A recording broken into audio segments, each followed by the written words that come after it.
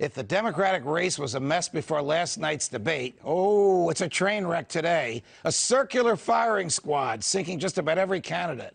But the one who got beat up the most, Mike Bloomberg. Can he possibly bounce back from his debate disaster? I'm Judge Andrew Napolitano in tonight for Kennedy. With just a few days to go until the Nevada caucuses, the presidential wannabes bludgeoned each other over health care, socialism. Do you believe we're debating socialism in 2020? The economy and crime. But the biggest target by far, the billionaire former mayor of New York City. A billionaire who calls women fat broads and horse-faced lesbians. And no, I'm not talking about Donald Trump. I'm talking about Mayor Bloomberg. I thought that he shouldn't be hiding behind his TV ads. He had stop and frisk, throwing close to 5 million young black men up against the wall. We are sick and tired of billionaires like Mr. Bloomberg seeing huge expansions of their wealth, while 500,000 people sleep out on the street tonight. Mayor Bloomberg, who thinks he can buy this election. We have a very few non-disclosure agreements. How many is that? Let me finish. How many is that? Moments ago at a rally in Colorado, President Trump said Bloomberg's performance, in his own opinion, was a disaster.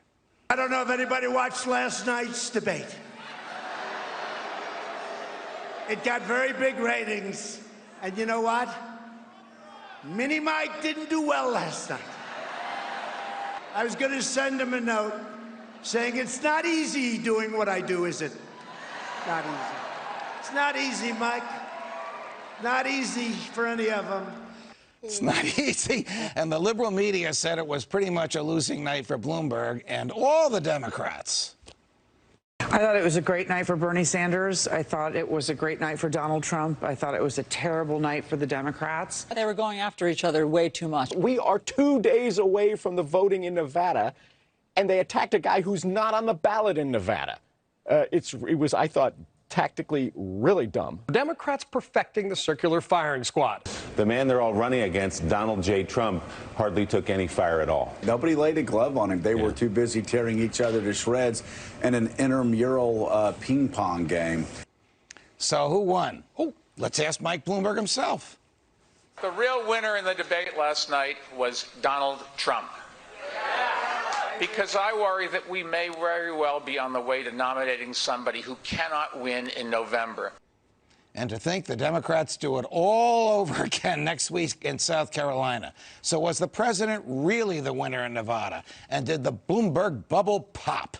Here tonight, Serve America PAC Executive Director and Fox News contributor Marie Harf, and host of Part of the Problem podcast, Dave Smith, and comedian extraordinaire and my grade school classmate and host of AM 90 radio host and deliverer of cannoli when you least expect them, Joe Piscopo. All right, so last night... That was an intro, Judge. Yeah, last night I was hosting the show, just like tonight. I was so tired I went home, I went to bed, so I didn't see any of the debate. When I got up this morning, I looked at the newspapers, I thought Bloomberg had died. I mean, because everybody, the New York Post showed a picture of him in a grave. With the Band-Aids on? Yeah. Well, the reality was worse than that. How bad was it? It was the worst debate performance I've ever seen, and I've watched a lot of these debates. It was brutal on every level. It's not just that he took shots from everybody. He was weak while being smug, while having no response to the criticisms that were leveled at him. It was an absolute disaster. Is he so confident in his ability as a manager that he doesn't care how he does in a debate? Because I don't think, Joe will know this, I don't think he ever debated in the 3 times he was elected mayor of New York. And he's not known for being a good retail politician when he was mayor of New York. He's not on the ballot in Nevada. He's not on the ballot in South Carolina. He's probably banking on the fact that Super Tuesday voters probably weren't watching the debate. And many Democrats are looking for a moderate alternative to Bernie. That's why Pete's been doing well. That's why Amy's been doing well. And that's why Mayor Bloomberg's been rising in the polls. But last night, when he was unable to answer stop and frisk, the female NDA issues, last night that was probably the worst debate performance I've ever seen. And Donald Trump was not taken down at all. And Bernie Sanders, who is the front runner, the only person attacking him was Mayor Pete. So, Joey, You are funnier in your sleep than Bloomberg was last night. Does he have any sense of humor whatsoever? You know, you're right. I think he played it. You hit the nail on the head. He's looking at it as a manager. Marie, you're absolutely right. He knows only 5 million people watched. It's Super Tuesday's the game. He wasn't going to lower himself. I'm telling you, don't. You're absolutely right, Dave. It was bad because, man, he could have came back and said something. He didn't say anything, but he's smarter than that. He's smarter than that, and I'm telling you, he's got something in his back pocket. Don't discount Mike Bloomberg. So the clips I saw this morning caused me to agree with what you said. It was just awful. But knowing him, I don't think he gives a damn. Well, I mean, he didn't seem happy about it. I think he's quite happy to sink another $1 billion into this primary season. But I got to say, even beyond that, his weaknesses are so bad. There is no conceivable way he can rally the left wing of the Democrats. What do your lefty buddies think of him? Suppose he is the nominee. Are they going to vote for Trump, or are they going to stay home, or are they going to vote for Bloomy?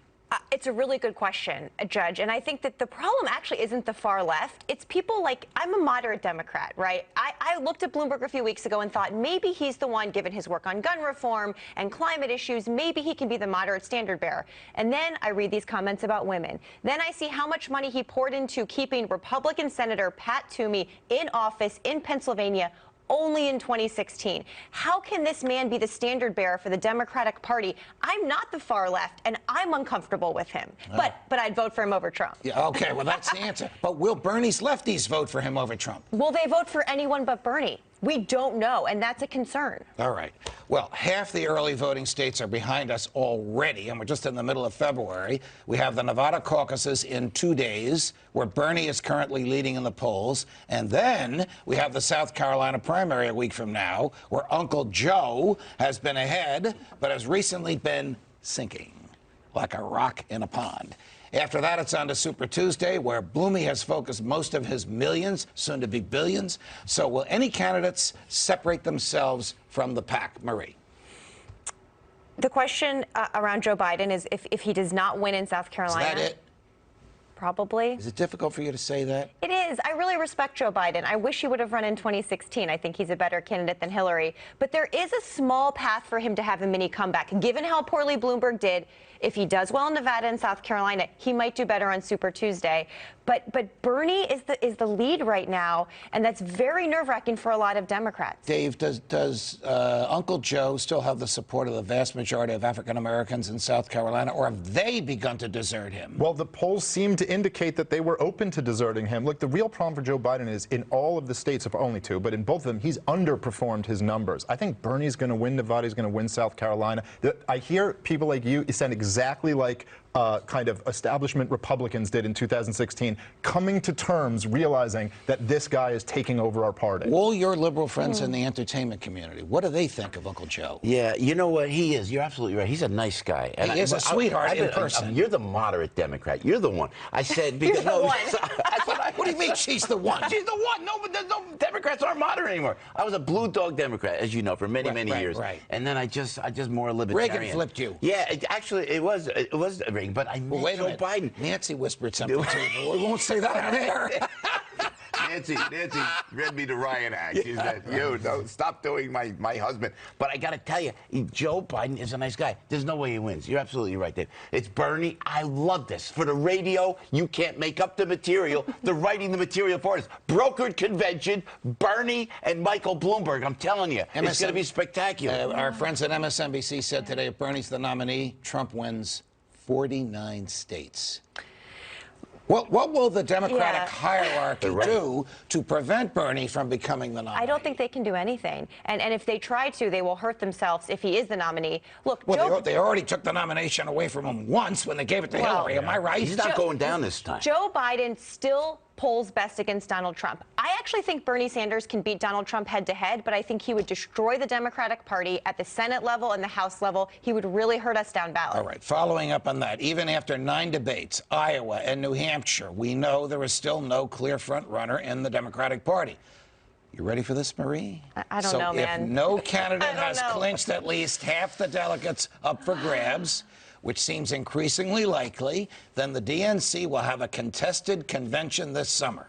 Last night, Chuck Todd asked every candidate if the person with the most delegates entering the convention should be guaranteed the nomination, even if they don't have a majority. And guess what? Most of them said no. Whatever the rules of the Democratic Party are, they should be followed. No, let the process work its way out. Not necessarily, not to listen to Senator Klobuchar? Let the process work. Of course, Bernie Sanders, who has been surging in the polls and looks likely to have at least a plurality, but not a majority of the delegates, said the will of the people should not be ignored. I think that the will of the people should prevail, yes. Thank you, guys. Most votes should become the nominee. 5 no's and a yes. So, Judge Napolitano, you're still employed by Fox News after that performance? All right. So, he's great. If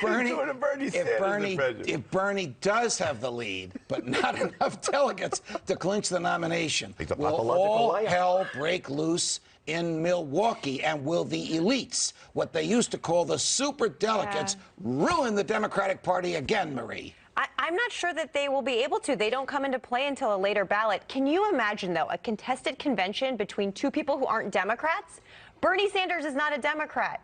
He's a socialist. He's an independent, technically, in the Senate, but he's a Democratic socialist. Michael Bloomberg, sure, I guess now is, but a few years ago, he was supporting a lot of Republicans. I am not one of these hair on fire, the world is falling Democrats, but that is a crazy scenario to envision. Dave, can the Democratic Party tolerate a fixed convention where they take it from Bernie for fear that he will lose 49 states to Trump? Well, I don't believe that he would lose 49 states at all.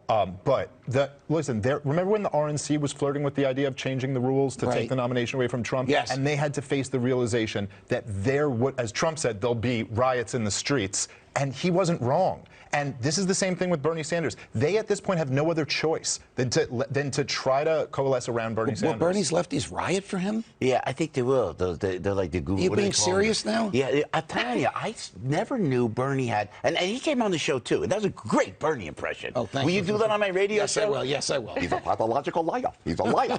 There's something I love about Bernie. Too. No, I love the guy. There's a picture. I hate to say this on national television, but I have to admit it. There's a picture out there, Bernie kissing me. But I got the first thing, what I saw yesterday, I got to tell you, he looked like the Mafia Don. Yes, he commanded respect and was the center of that debate last night. And I've never seen that before. What do the rules say in Milwaukee? Can they just horse trade on the floor? Can superdelegates vote as a block like they did for Mrs. Clinton?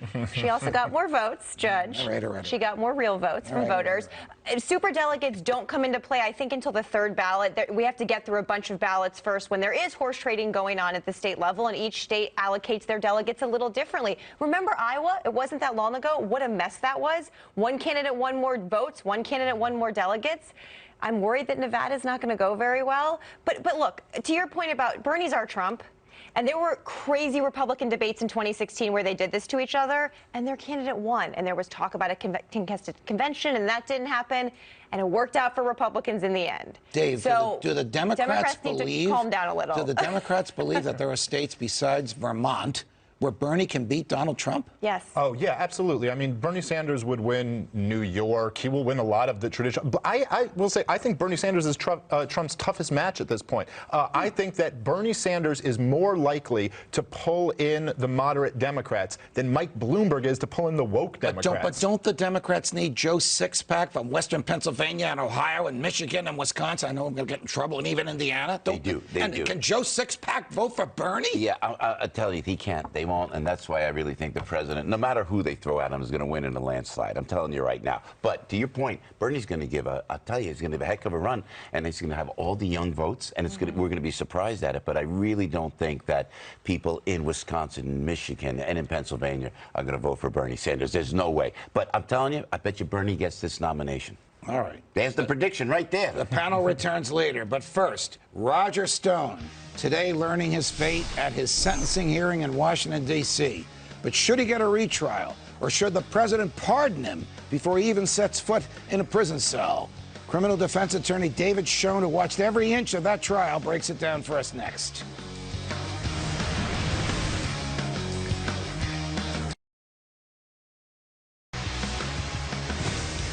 This morning, Roger Stone was sentenced to over 3 years in prison for a conviction stemming from the Mueller investigation. But his prosecution, and as Stone would say, persecution, has deeper roots. Roger is a gifted political consultant known for going the distance for his clients, including such marquee names as Richard Nixon, Ronald Reagan, and Donald Trump. His expertise is the lawful destruction of the opposition candidacy, what is known in the trade as opposition research. In that process, Stone has made many enemies, some of whom have sought to destroy him. That process of destruction began a year ago when he was ordered out of the bedroom that he shared with his wife and out of their home together at 5:30 in the morning by no less than 23 federal agents carrying assault weapons. Behind his home on a canal in Fort Lauderdale was a government boat filled with federal agents, and above his home a government helicopter also filled with feds. Oh, and all of this was captured in real time by CNN, which the feds had unlawfully tipped off about their very expensive raid. Notwithstanding the armada that was sent to fetch Stone, the Florida federal judge before whom he appeared, who noted that a phone call to Stone's lawyers could have produced him, released Stone without requiring him to post any bail. He was later indicted and convicted of lying to Congress, intimidating a witness by threatening to kill the witness's cat, and obstruction of justice.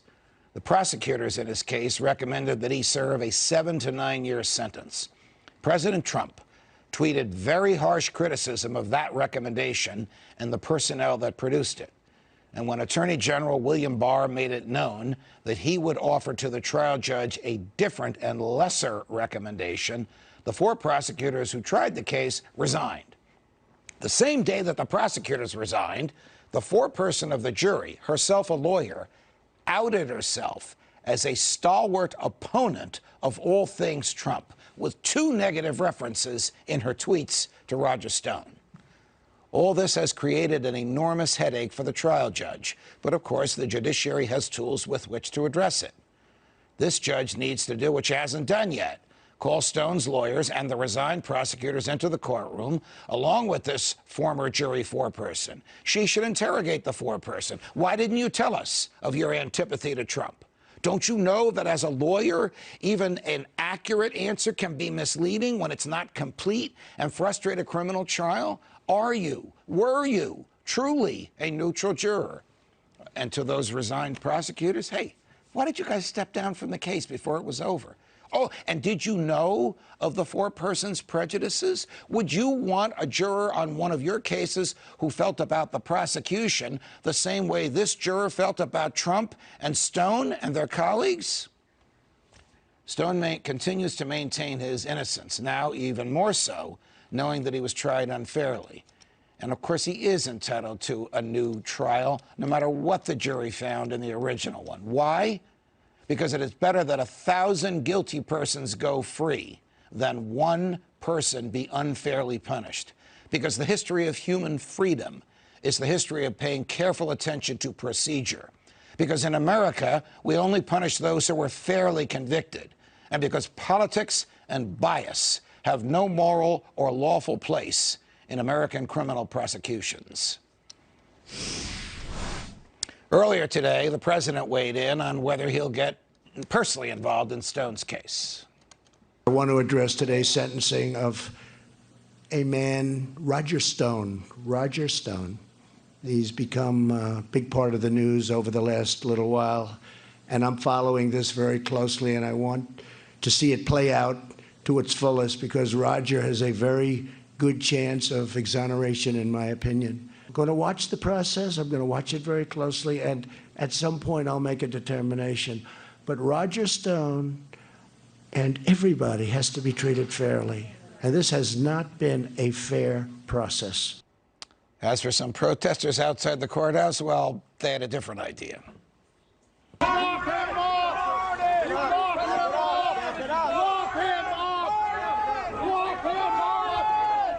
Gee, where have we heard that before? Lock him up. Joining me now is criminal defense attorney and civil rights attorney who followed every inch of this case, David Schoen. David, welcome here. It's a pleasure to be with you. Thank you very much. Did Roger Stone get a fair trial? No, he didn't. The president was exactly right in what he said, and you beautifully said a great deal about the case in your monologue.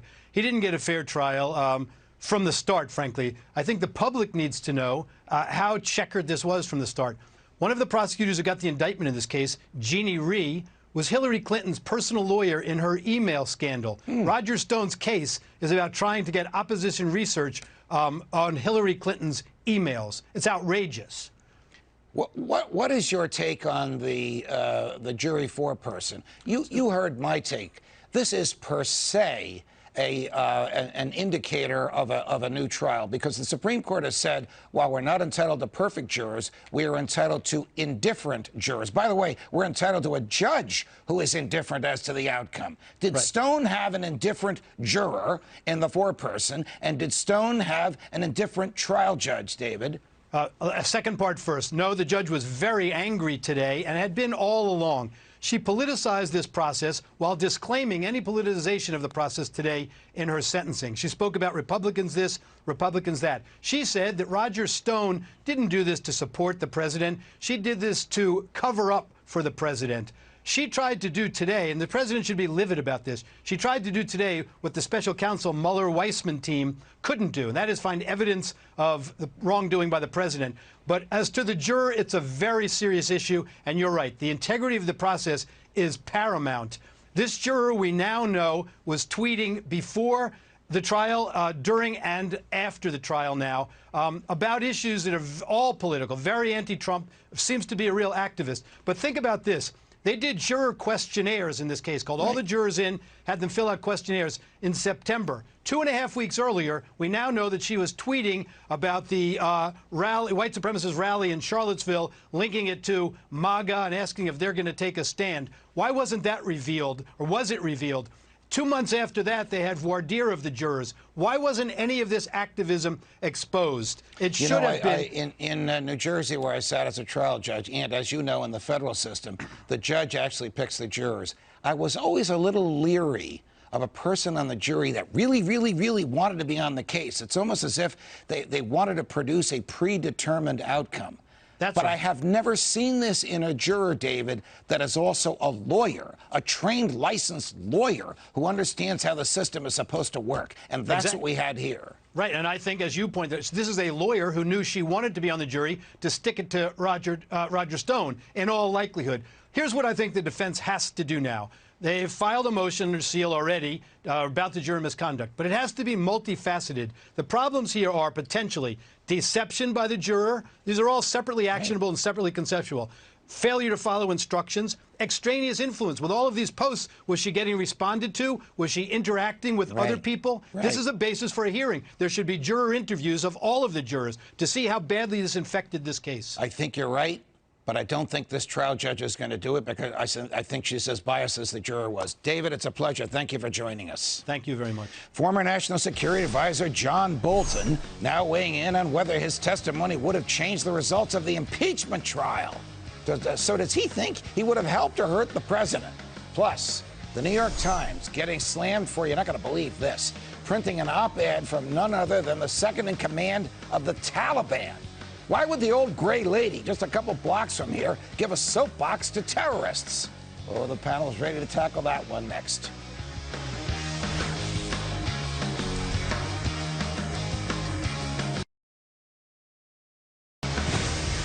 John Bolton, the former National Security Advisor and Colonel Sanders impersonator, that's for you, Piscopo, came under fire last night over his refusal to testify in President Trump's impeachment trial. Bolton shared a stage at Vanderbilt University with, of all people, one of his predecessors, former National Security Advisor under President Obama, Susan Rice. Rice said to Bolton, quote, "I can't imagine withholding my testimony, with or without a subpoena. I would feel like I was shamefully violating the oath that I took to defend the Constitution against all enemies, domestic and foreign." Wow. Meanwhile, Bolton refused to give any more details about his book, but said that it won't come out, it won't change the outcome, or it would change the outcome of the impeachment anyway. So is Bolton having the worst book tour ever? Or does this stuff work? The panel is back. Marie Harf, Dave Smith, Joe Piscopo. Is Susan Rice for real? She would have testified against Barack Obama? I think it is pretty insane that John Bolton has things in the book that were pertinent to impeachment and did not voluntarily come testify before Congress. He is hawking this book. He's going to make money off of it. And he's like, I have the goods, but I wouldn't do it when it really mattered. I don't know what Susan would have done. But John Bolton, it's not a good look for him. Did you agree with the vote in the Senate of 51 to 49 to bar him from testifying? Or should they have let him go in the well of the Senate with the president sitting in the front row and testify? I'm conflicted because John Bolton's the perfect radio guest. He was so great. He was a landline. Because you don't have to look at that mustache. You didn't have to address the mustache directly. So, and he was so lucid when you would talk to him in interviews. But he's selling a book. Everybody's got to settle down. It's all about the book. And there was no way he should have testified. There's nothing. It shouldn't be all about the book. There's nothing John Bolton believes that you and I believe with respect to foreign policy. That's for sure. But if he was present at the creation of some unlawful activity that the president was trying to perpetrate on the government of Ukraine, shouldn't the Senate have heard from him? Sure, you could make that argument. I don't know that he actually said that in the book. It's well, not we don't exactly know clear. what he said. Well, in the there were book. some excerpts, but they were kind of vague. But to hear Susan Rice talking about the constitutional duties, and you're right. I mean, Obama only put American citizens on murder lists without, being charged of anything. And which she approved. Yes, which she approved of. I mean, it's like this idea. I mean, it must make you feel the same way. The idea that they invoke the Constitution when convenient. Didn't she even out some people that had been spied upon by the Obama administration around the time that Trump got elected? Look, I know there's lots of conspiracy theories about what Susan Rice did or did not do. I think that she was a very good national security advisor. You may disagree with some of the policies that were not libertarian-leaning. Should Bolton have testified? Absolutely, without question. But it was hearsay. It was a book. It was was hearsay. there. It wasn't anything chronicled or anything legitimate. It was from a book. And, they said that? We think John Bolton said that? Bring him in. It had to stop at some point. I don't know how they can publish the book because his former colleagues in the National Security Council have not even approved of the book yet. It was a book based on notes he took of meetings he was in and conversations he had with the president. It may not have changed the Senate outcome. He's right about that. The American people should have heard. Joey, Joe what is this? Piscopo has dessert over here, by the way. I'm talking about the Constitution. Crazy There's here. I apologize. Going from the Constitution to cannoli. You've been on TV all day, and I worry about you because we've known each other since elementary I look school. undernourished? Forgive me, I'm sorry. And no. So the last time I bought a cannoli, it became a thing. It went like viral. I gave the judge a cannoli. It wasn't a great cannoli. We don't eat cannolis. It tasted like cardboard. See, and I felt so guilty. I'm from Michael's of Brooklyn. Look at this. It's a piece of artwork from the Michael from Michael's of Brooklyn. It's for you to have this best cannoli. And you've been on TV all day. Watch this. I don't eat sugar. I don't eat gluten. Yes. Isn't that great, though, huh? You didn't see that. Did I redeem myself? Yes, you have. President Trump. More news about Afghanistan now. President Trump has long called media outlets like the New York Times, quote, the enemy of the people. Joey, we did the cannoli thing too early. You're supposed to do it after the Times. I know. My fault. And has protested this characterization if it is not helping his case by giving column space to the literal enemy of the people. This morning, the Times published an opinion piece written by deputy leader of the Taliban, a man currently wanted by the United States government and responsible for many Afghani civilian and American military deaths. The op-ed included the rationale for the Taliban's actions in Afghanistan, their demands for the U.S. government, and portraits of the terrorist group as a civic-minded peace seekers. So is this op-ed fit to print, or is it aiding the enemy? It's absolutely fit to print, Dave. Oh, yeah, 100%. And I don't, this is newsworthy. This is very important. I mean, we're engaged in a conflict that's something like 6 times as long as our involvement in World War II at this point. Pretty much everybody knows there's no military solution here. And I think it's good to know what the Taliban, by the way, the Taliban, I'm not apologizing for them, but they're only the enemy of the American people because we decided nation building was going to be our path. Aren't we now negotiating with the Taliban? Yeah. And don't we have a sort of initialed agreement with them? And aren't we undergoing a ceasefire? Yes, and I have told you this, Judge. You have made me on this issue. Look, I'm a hawk on many things, but on the Afghanistan war, I've become much more like you on this. You've been hanging around with me. I've been hanging around with you too much. It's the longest war. Get any ideas? It's the longest war in American history. And you don't negotiate with your friends, you negotiate with your enemies. And I don't trust the Taliban farther than I can throw them, but the reason we went there after 9/11 to take on al-Qaeda, we did that. History. History. Are your listeners furious at the New York Times for publishing an op-ed like this. Leave the gun, take the cannoli. Way to bring it back around. Thank you, Don Cheech. I guarantee we go on the air tomorrow, AM 970, The Answer, with Frankie Five Boroughs and the crew. I'm telling you what, there's no way the New York Times should allow this to be written. But don't you believe? Don't you believe in the freedom of speech? No, not like that. The New York Times to me is anti-American anymore. There, I said it. Okay, it's like, oh please, they go out. They're going to take somebody from the Taliban to write. Even if what he says is true, they have the right to be anti-American in print. Yes, they have. Congress shall make no law abridging the freedom of speech. But you can't. You're taking an enemy, and you're giving. It's like Tokyo Rose in the World War II writing something. Are there lefties that hate the New York Times for publishing stuff like this? I don't think so. It's like doing a TV interview with Assad or with, you know, Putin or anyone who's in. I mean, it's an interview. It is newsworthy. Didn't Secretary of Defense useful. Esper just have pictures of himself shaking hands with the head of the Taliban after they finished some negotiation? I don't know who it was, but we are negotiating with the Taliban because we are not. This is not. There's not a military solution. The New York Times wouldn't allow Donald Trump to write an op-ed. I mean, you know, it was just a shot at the administration. Their paper. It's their ink. It's newsworthy. It's their cannolis. Thank you, panel. We better all get cannoli. Yeah, there's 24 of them there. By the way, thank you, Michael's of Brooklyn. This is the best cannoli I ever had. It's not the cardboard you gave me last time. Love to your mom. I love you too. My mother's watching. Marie, Dave, and Joe, thank you very much. The not-so-friendly fire between Bloomberg and Bernie threatening to blow up the Democratic race. So who landed the most punches in the debate? The capitalist or the socialist? That's next.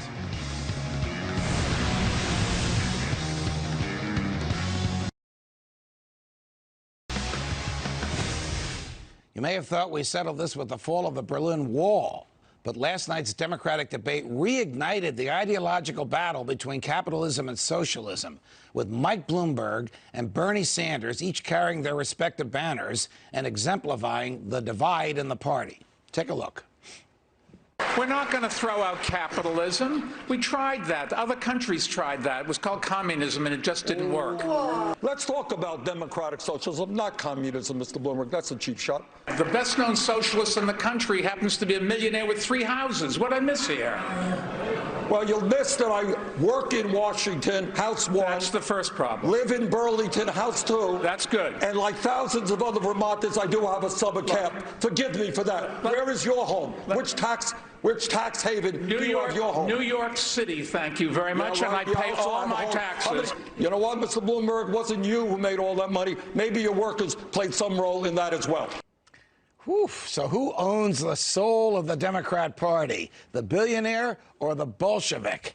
Joining me now is my dear friend, president of the Mises Institute and former chief of staff to Congressman Ron Paul, Jeff Deist. Jeff, welcome here. So was Bernie essentially right when he said America has become a socialist country? You know I was going to ask you that. He's not entirely wrong, Judge. Let's face it, the Overton window has shifted a little bit. Socialism is not a dirty word on the left. It doesn't scare young people, especially.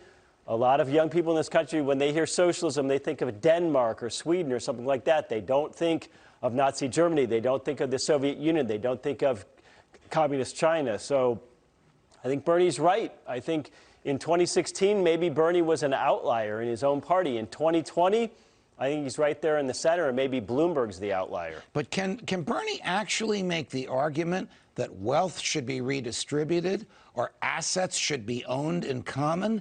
And isn't such an argument so antithetical to American values that the majority of the country would reject it out of hand? I know I sound like Bloomberg last night, but I think he made sense when he said that. Well, I'd like to think so. I mean, socialism is an incremental thing. We have all kinds of semi-socialism in the United States. All kinds of things are mostly owned and operated by the government. I mean, there's whole industries like banking and medicine and law and education, which are entirely wound up with government.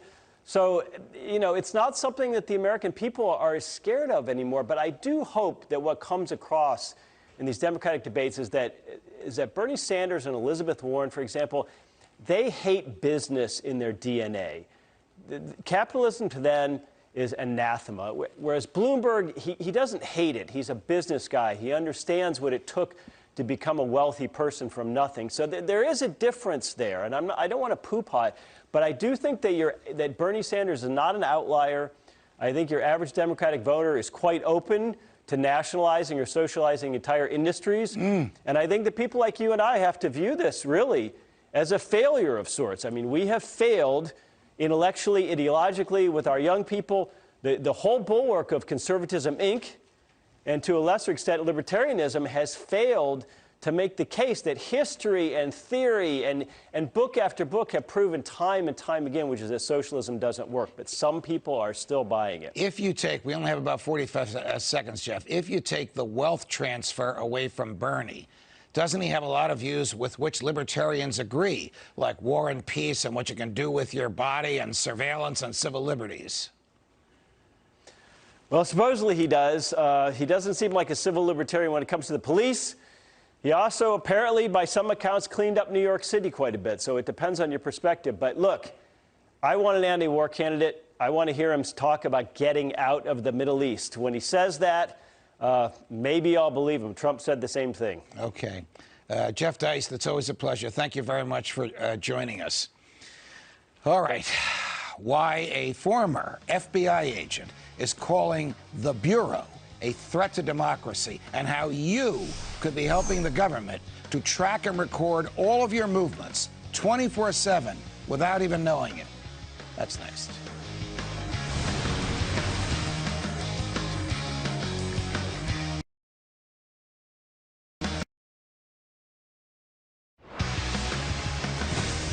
In just a few decades, America has transformed from the land of the free to a total surveillance state. And among the most effective tools of tyranny is your cell phone, a unique device identifier, as well as signals sent from your cell phone to cell towers 24/7, are creating a perfect record of your movements for the government to dig into almost any time it pleases, thanks to Section 215 of the Patriot Act, which lets the government do this without a warrant from a judge. All of this is light years beyond what our founding fathers could possibly have imagined, and still way outside the bounds of the Bill of Rights they wrote to protect us. So why are we letting it happen, and how can we stop it? Let's bring in Mike German. He's a former special agent of the FBI, a Brennan Justice Center for Justice and Liberty National Security Fellow, and author of the terrific book, get this title, from a former FBI agent, Disrupt, Discredit, and Divide: How the New FBI Damages Democracy. Mike, it's a pleasure. Welcome here. Thanks for having me. I'm holding up my iPhone. Almost everybody has one of these in some form or another, no matter who the manufacturer is. How does the government know where this is, and thus where I am, at any given moment, at any time of day? So your cell phone, in order to work, in order to receive a call, has to be constantly in communication with a cell phone tower. And that cell phone tower keeps records that are governed under a different standard than if those records about you were kept in your desk. And so those records are covered under what's called a third-party doctrine, which gives the government much easier access to those records. So because that is being kept constantly every time you move about, that's easy to obtain. So there's also a lot of... Can the FBI or can local police just knock on the door of the owner of the cell tower and demand and receive those records without going to a judge and demonstrating probable cause and getting a search warrant, as the Constitution requires? So the technology has moved faster than the law. The law is just starting to catch up.